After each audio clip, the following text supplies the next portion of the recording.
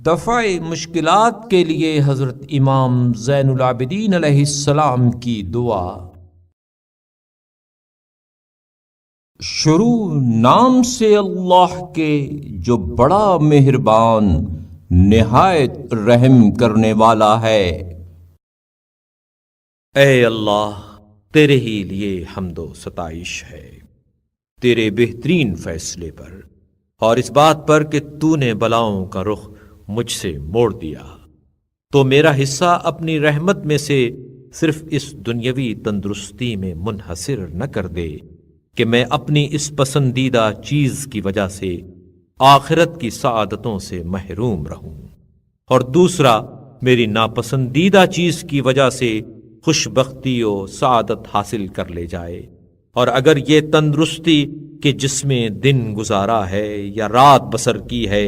کسی لازوال مصیبت کا پیش خیمہ اور کسی دائمی وبال کی تمہید بن جائے، تو جس رحمت و اندوہ کو تو نے مؤخر کیا ہے اسے مقدم کر دے، اور جس صحت و عافیت کو مقدم کیا ہے اسے مؤخر کر دے، کیونکہ جس چیز کا نتیجہ فنا ہو